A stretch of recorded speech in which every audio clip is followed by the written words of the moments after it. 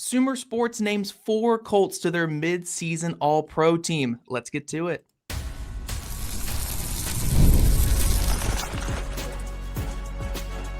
You are Locked On Colts, your daily Indianapolis Colts podcast. Part of the Locked On Podcast Network, your team every day. Hello, everyone. My name is Zach Hicks, your resident film nerd of HorseshoeHuddle.com, joined as always by Jake Arthur, our boots on the ground for Roundtable Sports, and also joined by a special guest, Sam Bruchhaus of SumerSports, to tell us all about SumerSports naming Jonathan Taylor, Quenton Nelson, Tyler Warren, and Bernhard Raimann to their mid-season All-Pro team. But before we jump into that, today's episode is brought to you by FanDuel. Right now, new customers can bet just $5, and if your first bet wins, you'll get $300 in bonus bets to use across the app. And guys, we have a fun show planned for you. We're going to dive into SumerSports All-Pro rankings for the Colts. Again, 4 Colts making this list, probably 4 more than we thought coming into the year with where our expectations were for this team. So we're going to talk about Jonathan Taylor, Tyler Warren, and the 2 offensive linemen. But Sam, you guys are probably doing a little bit different than some of the national media guys when it comes to All-Pros and mid-season All-Pros, where a lot of guys, it's kind of off reputation or gut feeling and stuff. How do you guys calculate your All-Pro teams, especially for the mid-season here for the Colts? Right. So at SumerSports, we specialize in data, and that's what we want to traffic in. We want to try to get as close to a considered process. I'm not going to call it objective, but the process is laid forth and it's followed at the same time. So here's what we do. We take the tracking data that you may see on an Amazon Prime broadcast. They've been integrating it into the Madden broadcast on NBC as well. And we take that tracking data going back to 2016. So getting close to a decade of every 10th of a second of every play going back. At that point, we train models to try to understand what's important about a play and the relationships between the players on those plays in order to make an evaluation of how a player is playing every 10th of a second. And so when you start rolling those up to a season level, you want to make sure you put them in context. And given that we have over 400 years of scouting experience and several ex-general managers on our staff at SumerSports as well, we've kind of blended the language of scouting with the language of data. So you're going to hear me say a lot of words like player of the year, all-pro, pro bowler. Those are our signifiers for blue chip performances.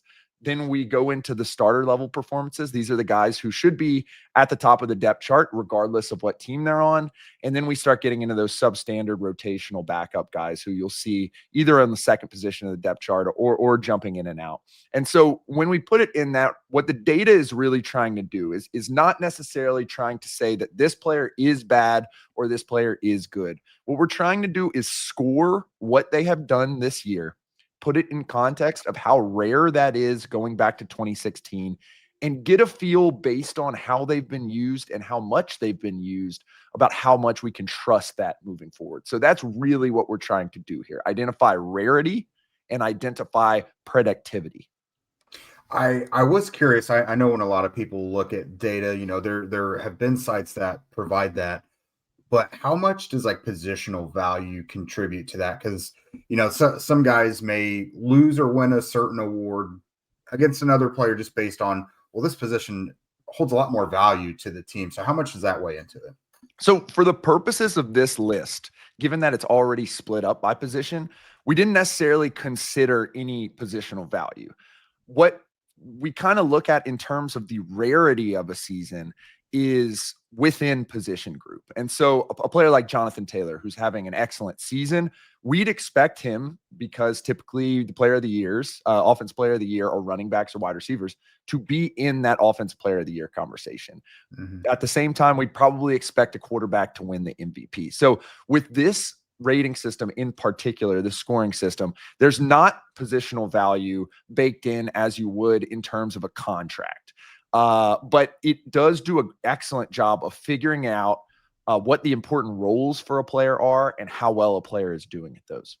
Awesome. And speaking of Jonathan Taylor and speaking of rarity, every site I look at, including your guys' site, the EPA per play when it comes to the Colts rushing offense this year is completely absurd. And you mentioned going back to 2016. Everything I've seen from going back to 2016, this doubles most rushing offenses in EPA per play.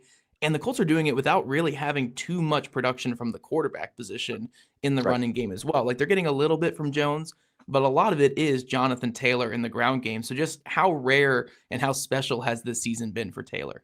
So to put it in context of EPA per rush, which is expected points added, and what expected points added is trying to do is just put yards in context. It's trying to say that 7 yards on first down is probably more valuable than 7 yards on 3rd and 10. And so when we start to look at that in the context of the Colts, it's absolutely absurd. Right now, they're at about 0.2 expected points added per play.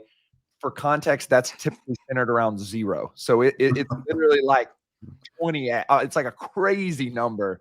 Second in the league is the Bills at around 0.09. And this is the highest by a lot going back to 2022. So you look at what they're able to do and you try to break this down and attribute credit down the line.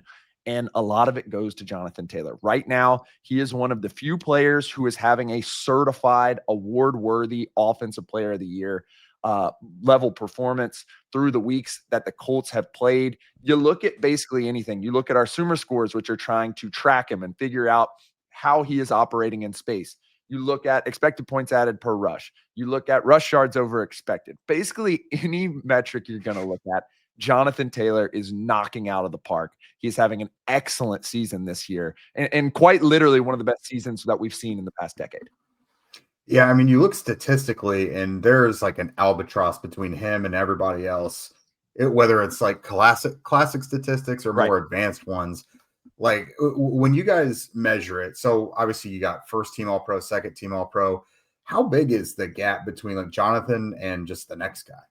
So in terms of sheer rushing right now, there's not a lot of guys who are performing at that true 99th percentile level. Right. And that's why he's up in that stratosphere. Again, like this is one of the best performances we've seen since 2016. The only player who is carrying a load at the running back position and who is probably going to challenge Taylor at the running back position this year is Christian McCaffrey. But he's doing it in a completely and totally different way. He has basically turned himself into a Wes Welker or a Julian Edelman that gets carries.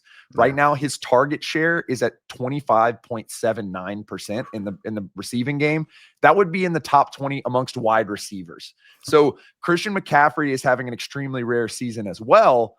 It's just because he's doing it in the receiving game to offset some of the athleticism knocks that we've seen due to injury in the last couple of years. And that's another thing I want to mention about Jonathan Taylor. We've seen him be banged up in the past 2 or 3 years.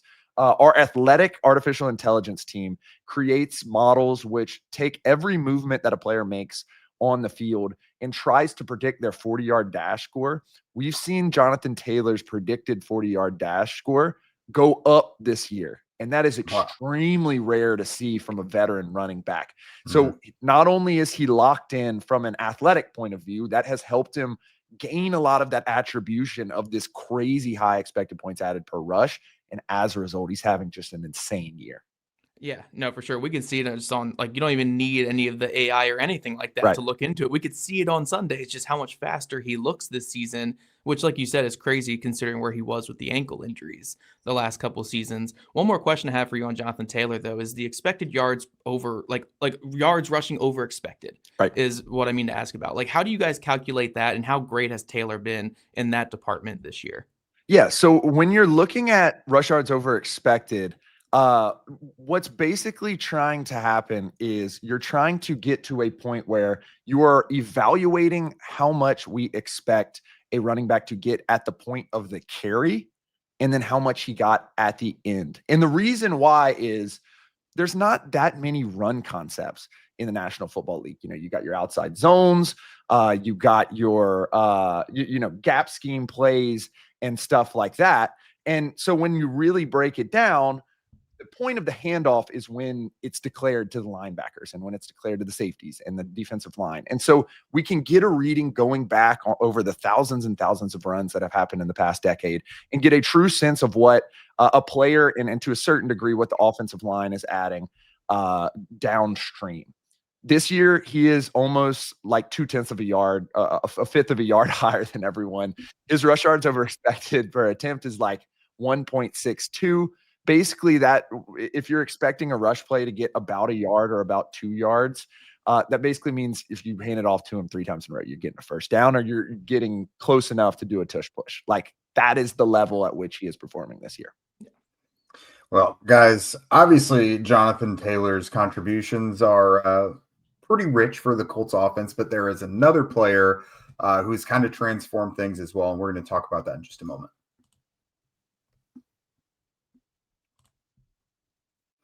If you're still overpaying for wireless, it's time to say yes to saying no. At Mint Mobile, their favorite word is no. No contracts, no monthly bills, no overages, no hidden fees, no BS. I said yes to making the switch and getting premium wireless for just $15 a month. Mint makes it simple. All plans come with high-speed data and unlimited talk and text delivered on the nation's largest 5G network.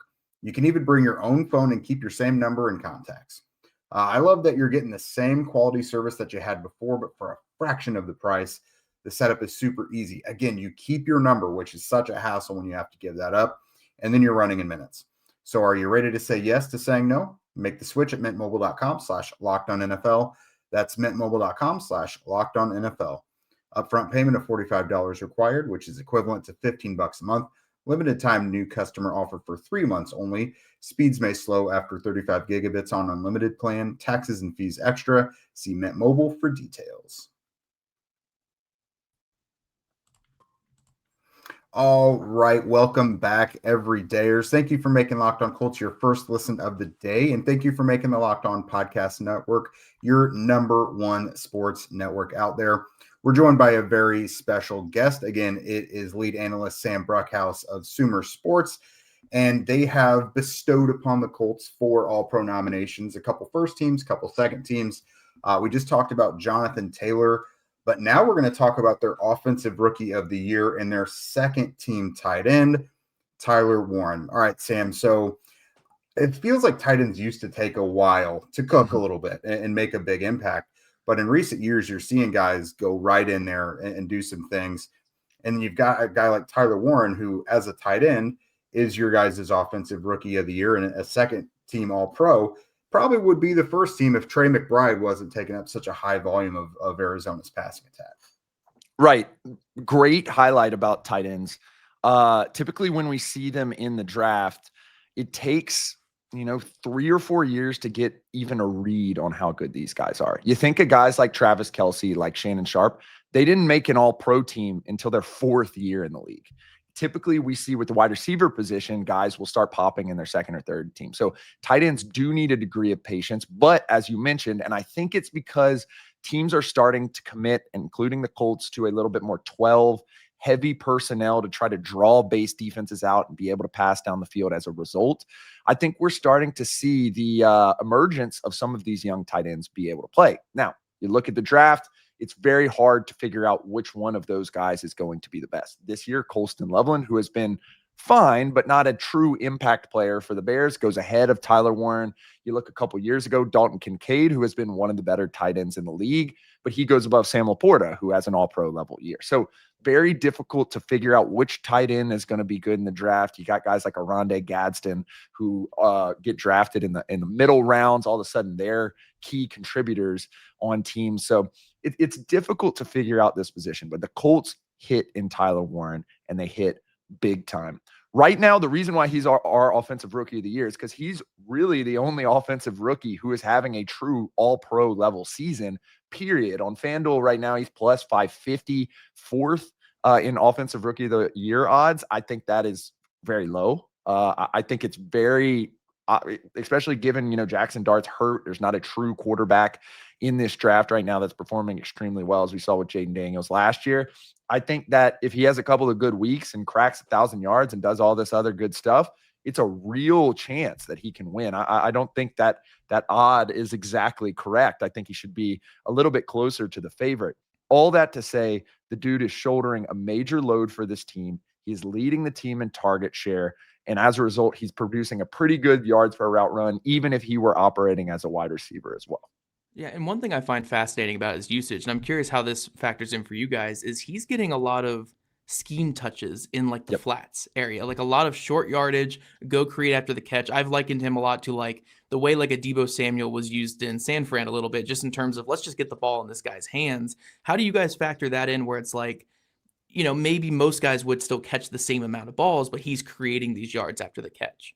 Yeah, you nailed it. Right now he's working at about a 5.51 average depth of target. That's similar to a tight end, kind of like Cade Otton, but the difference is that expectation layer that is baked into our Sumer scores, where we know what these plays are by the time the ball is in Tyler Warren's hands. So we are comparing that to every one of those plays going back to 2016. And that's where that starts to kind of bake in the syntactic sugar that shows that Warren is really doing something above and beyond of what we typically see other tight ends do. And you mentioned it. The yak has been fantastic. His ability to break tackles.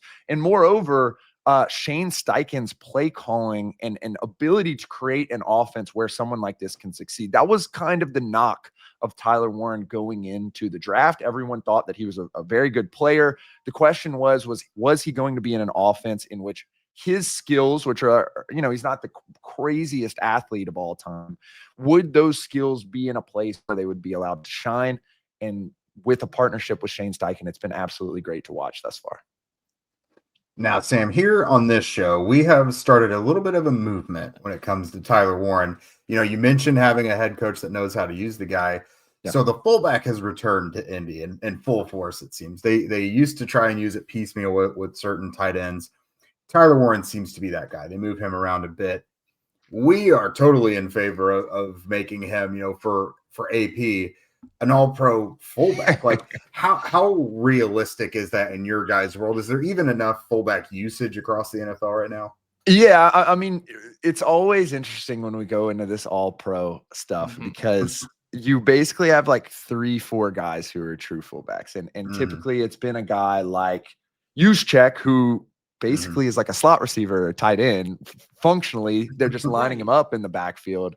Right. And then you got guys like Patrick Ricard, who is like a blocker, Matt Locke with the Chargers, who's a D lineman. And so it gets a little tricky. I have to look at the exact distribution of usage because in terms of contracts, at least, there is a breakdown in the CBA of how much you actually have to play to be considered as a fullback. But I'd actually push back. If I was Tyler Warren's agent, I do not want to get paid like a fullback. No. So I do not want to be on the all-pro list as a fullback. In fact, if I could make an argument from that Tyler Warren's a wide receiver, then that would probably be better for him. And that's really the interesting part about the draft too, is like, some of these wide receiver 2, wide receiver 3s are being paid at the level of quality starting tight ends. So it gets a little tricky there. I love the movement. I want to get him on the all-pro list. But I think if you were to ask his agent, he'd probably strongly disagree, even though he wants to get him that award, obviously. Look, I'll get him on both. He'll be on my personal all-pro. We'll see what the agent will push back for sure. But one thing I want to pick your mind about, just because it kind of pertains to Warren and also this new thing that we're seeing in the NFL, and especially with Shane Steichen, his whole career, he's been an 11 personnel guy. Always 11 personnel all the time. And we were kind of saying when they drafted Tyler Warren, cool, this lets them live in 11 personnel. That has not been the case whatsoever with the Colts this year. Yeah. They've leaned into 12. They've leaned into 13 sometimes. Again, they're using, if you want to call it 22 or 21 with Warren in the backfield. So what is with this new modern trend, I guess, of 12 personnel, 13 personnel, and how have the Colts kind of used that with Tyler Warren? Yeah, I think there's a couple pieces to it. Number one, when you're living in 12 or multiple personnels, at least from the defense's point of view, there's more people to have to account for in both the pass and the run game, obviously. And I think they took a seat early on this season, and they've trusted Mo Alley-Cox for years to kind of play his specific role. But when you're adding a guy like Tyler Warren, who was known as a good run blocker in the early season, he was an excellent run blocker. We've seen that kind of tail off, and that's typically how it goes for rookie tight ends in recent weeks, to where he's, performing at about average right now in terms of run blocking. But you still got to account for that pass side. And so what the real kind of thing we've seen at SumerSports is with the Colts, who pass a lot out of 12, just for the record. Like, not every team does that. Like the Seahawks, for example, run a ton of 12, 13 other heavy personnels. They got true fullbacks on the field. But they try to open up the pass, but they don't pass a ton. And that's what we kind of saw in the Week 11 Rams game, where I really wanted to kind of them to open it up despite Sam Darnold throwing interceptions. I think they open it up a little bit more and just kind of have Sam Darnold, forget about the 4 picks, and they end up winning that game down the stretch. So number one, what the Colts are doing is they're putting it out there and they're making teams move into base, because you got to do it if you're going to have Tyler Warren, Mo Alley-Cox in the backfield, those guys around, and you got to contribute to that run, given you got Jonathan Taylor back there. Then what they're doing is they're having a lot of looks that look the same. And that's kind of that Sean McVay. I know Steichen comes from an Anthony Lynn background. Sirianni does a lot of this too, where everything kind of looks the same and you're going to play off of it. So that's kind of the second item. And then the third is Tyler Warren's just playing really well. And it's a real pain to have to attribute for an all-pro level playing tight end and an all-pro level playing running back. That's been the Kansas City Chiefs formula for a decade now. Regardless of who their running back is, you have to account for those guys. And if Danny Dimes is going to play well and hit them, then that's going to just cause tons of problems from a scheme perspective, not even from a talent perspective for defenses. All right, guys. So the Colts offense has been a well-oiled machine for the vast majority of the year, and everyone's going to always tell you it starts up front. Well, Sumer, they've actually got 2 Colts offensive linemen on their all-pro teams, and we're going to talk about those in just a moment.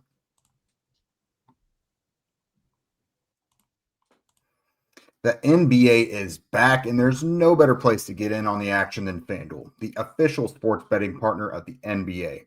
Even if you missed the start of the game or you want to ride the hot hand, FanDuel has live bets on everything from who's going to score to the next fourth quarter comeback. Plus, you can even combine all your live bets together into a same game parlay for a shot at a much bigger payout. It keeps every game exciting, especially when your team's making that late push. So right now, FanDuel is giving new customers $300 in bonus bets when your first $5 bet wins. So head to FanDuel.com to sign up and play your game with FanDuel, the official sports betting partner of the NBA. All right, welcome back, everydayers. We are talking about SumerSports and their midseason All-Pro teams. You got Jonathan Taylor and Quenton Nelson as the first team members. You got Bernhard, Raimann, and Tyler Warren as second team members. And we're joined by Sam Bruchhaus of SumerSports. And so we're going to get into the offensive line here because Quenton Nelson, I think everyone knows that's duh, that's a layup. But I think Bernhard Raimann being, on the second team All-Pro list, that might even surprise a few Colts fans around here, because I think with Raimann, I think largely he plays very, very well, but he has some bad spotlight moments, if that makes sense. So how did you guys land on him being on this list? Yeah, so I think first off, offensive line is one of the hardest positions to evaluate with just normal stats. And as a result, that's part of this running backs movement of you want to really lock in and try to attribute as much as you can to the offensive line when they're really playing well. And that's what our Sumer scores, that's what the tracking data seeks to do. It really goes back, looks at history, gets a sense of how these offensive linemen have been evaluated in the past, and then moves forward from that. And Bernhard Raimann not only is having a great season, we have him on his second, we have him on our second team. He's really a few points short of having a true protector of the year level season at the left tackle position. He's playing extremely well. And when you see those cavernous gaps that Jonathan Taylor is able to run through, a big reason is the teamwork between Raimann and Nelson and the rest of the offensive line, but in particular, that power left side of the line that they've been able to really take advantage of defenses with. Raymond's done an excellent job. We'll see how it continues. A rough part of the schedule moving forward. This was a spot where I thought he could drop. I still think at this point he's shown that he's a true impact level starter.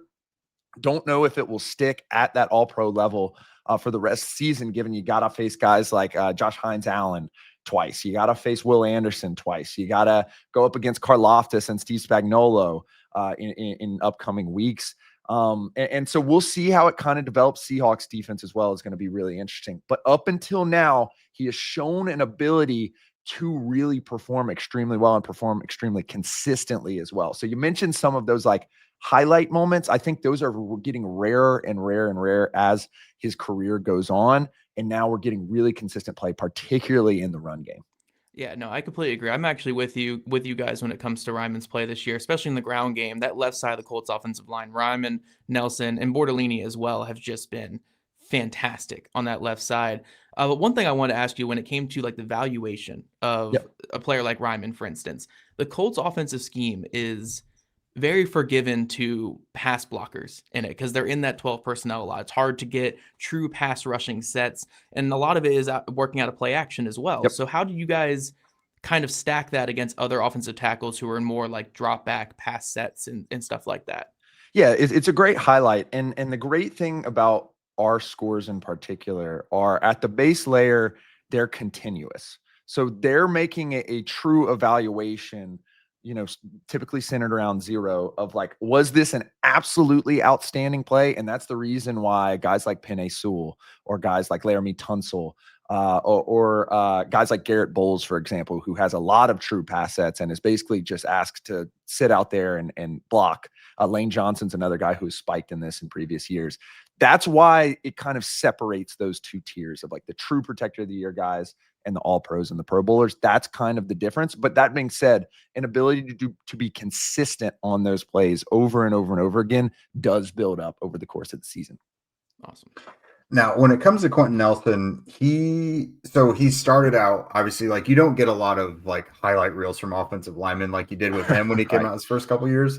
But then he like dealt with some back injuries. He was banged up a bit and had a couple years there where he wasn't quite where he was at the beginning of his career, but it seems like he's completely turned the clock around lately. Like, what type of level is he truly playing at right now? Because I think it's very hard for fans or just anyone who's not specifically looking at offensive line play to contextualize how that looks for an offensive lineman. Yeah. So to put it in perspective, let's just like do some quick math. So you got 5 linemen at depth 1 on all 32 teams. And we have this going back till 2016. So there's 10 of those. So we've evaluated a lot of guards in the past 10 years using this system. Quenton Nelson is better than 97% of them. So like, just to put it in, the old school ABC grading, like he's getting close to the A pluses over here. And as a result, like when we put that in scouting language, when we put that in the context of contracts and how the scouts and GMs look at that, should be an all-pro by all means. He should be on one of the, he not only that, he would be on an all-pro team every year going back as well. So it's a true kind of, he's a top 2 guy in this league right now at the left guard position. And quite frankly, he's a top 2 guy in the league at the guard position, period. He's performing at a level in which he should be one of the highest paid offensive linemen in the league. Which he's going to get that new contract again here in another year. And I'm sure that his agent's going to clip this part of you saying it and bring it right to the negotiation table. And, we'll have to pay for that for sure. But one more thing I wanted to touch on, and I don't know if you have the numbers in front of you because you're more prepared for just the all pro guys here, but I mentioned Tanner Bortolini a second ago and how the year he's had. First year starter, still 23 years old, 22 years old, playing center. How good has he been this year next to these guys? I know the pass blocking has been a little up and down, but in the running game, it's been just phenomenal from what my eyes tell me. Exactly. We have him at a quality starter level. And just to put this in context again, currently the Colts have no offensive linemen playing in the bottom 2/3 of the league, according to our SumerSports. So like, there's a lot of good stuff going on a week-to-week basis. Bortolini is our 3rd highest scored player on the Colts offensive line right now. He's playing at about like an 87th percentile, if you want to give that a thought. But he's playing extremely well, and moreover, he is ascending. So the curve of his season, and the way we look at this is like week 1, how does that compare to week 1s? Week 1 and 2, how does that compare to week 1 and 2s, and so forth and so on. We're starting to see him ascend to a level that he's a true quality starter, and he's getting pretty close to the 90th percentile he needs to be an impact level starter as well. So let's continue to watch the ascension, especially as he's tested against some of these better D lines. The Seahawks game is going to be the Tanner Bortolini like true boss level fight, because they got 3 defensive tackles, Big Cat Williams, Byron Murphy. They're going to send linebackers. They're going to get the edge rushers involved on the inside. That's the true game to watch to see how he's going to play. But he's a true ascendant offensive lineman on an offensive line that's already really good. Yeah, no, I love that you mentioned the ascension there, because it feels like since that like Cardinals game, it clicked for him as a run blocker. Yeah. And just from my film analysis, like since that game, it has been top tier run blocking stuff. I know there's some other guys around the league that have been playing great, but yeah, that certainly fits in with what I've seen on film this year. Yeah, it's a great highlight. We had him playing at that kind of rotational level up until week 4. Then 5, 6, 7, 8, 9 starts to stack up, and all of a sudden he has a very good season. Yeah, no, he's played some great ball. But yeah, I think that's all we have to. Jake, do you have any other questions here for Sam before we get out of here? Yeah, no, before we let you go, what can we plug for you? What should we shout out? Yeah, so go check us out every Wednesday on YouTube at SumerSports. Me and Lindsey Rhodes are covering everything in the league. This past week, we did the All-Pro list. You can go check that out on SumerSports.com and get some of the more detailed data about these Colts players. Or if you want to look up people who y'all are playing, there's a couple Seahawks guys on there. There's some Texans guys. Will Anderson, of course, tops the list, an excellent player. So if you want to get a sense of who to watch on the other side of the ball for some Colts opponents, go check that out. SumerSports.com, SUMER Sports. Yeah, make sure you guys are checking out his stuff there, because I always think the hardest thing to kind of bridge between analytics and the average football fan is just the relaying of details and data to people. And I think you do a great job with that, Sam. We really appreciate your time and again, giving us all that useful information that we can kind of back up a lot with our film review and stuff like that. So we appreciate your time. And guys, thank you all for listening to Locked On Colts and making us your first listen today and every single day. The NFL season is in full swing. For your next listen, go get a double dose of the Locked On NFL podcast. Tyler the Madman Rowland gives you a shot of NFL espresso to start your football day, while Tony Wiggins takes you into that barbershop for the smoothest breakdowns to end the day. Find Locked On NFL on YouTube, wherever you listen to your podcast. If you guys want to become a Locked On Colts insider and chat with us directly and get that insider scoop, follow the link in our show notes. And if you don't already, make sure you're following at Locked On Colts, at Jake Arthur and Fallon, at Zach Hicks 2 on socials. Also, Sam, you have a Twitter as well, right? You want to plug that on here? Yeah, so check me out, Sam Bruchhaus. You got the spelling right in front of it. A little weird, but it's at Sam Bruchhaus on Twitter if you want to follow. Awesome. Yeah, make sure you guys are following Sam as well. Also subscribe to us on YouTube and all Sam shows on Wednesday as well. We'd love your guys' ratings, reviews. Have a great day, and we'll catch you guys back here tomorrow afternoon.